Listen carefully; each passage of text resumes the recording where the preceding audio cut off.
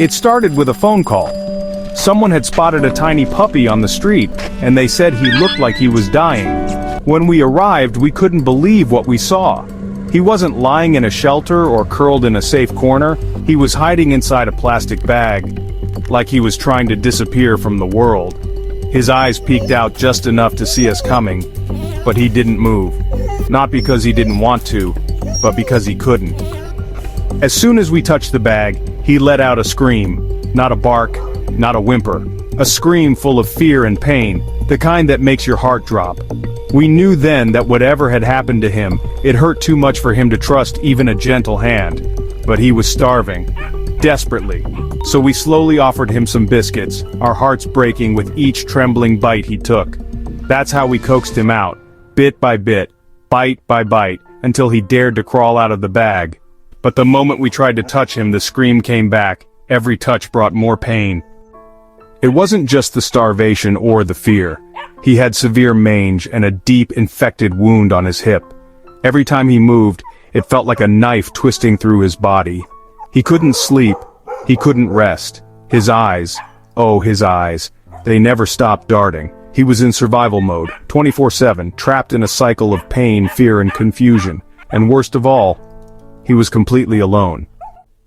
We named him Jumper, not because he could jump, but because we hoped one day he would. The first few nights were the hardest. He didn't sleep, he didn't relax, even the softest touch made him tremble.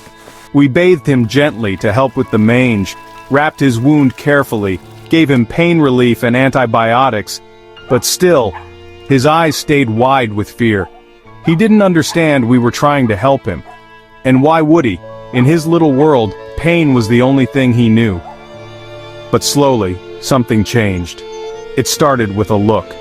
One morning, Jumper stared at us with something different in his eyes. It wasn't trust, not yet, but it wasn't terror either. It was curiosity. Like he was wondering, why haven't they hurt me yet? That single look gave us hope. And over the days, that look turned into tolerance. Tolerance into acceptance.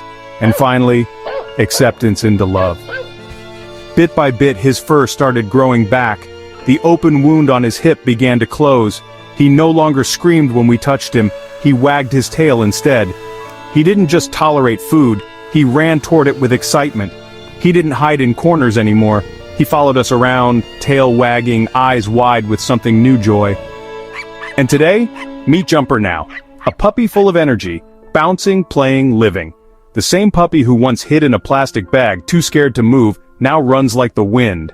His past hasn't vanished, but it no longer defines him. He's not just surviving anymore, he's thriving. And this is why we rescue.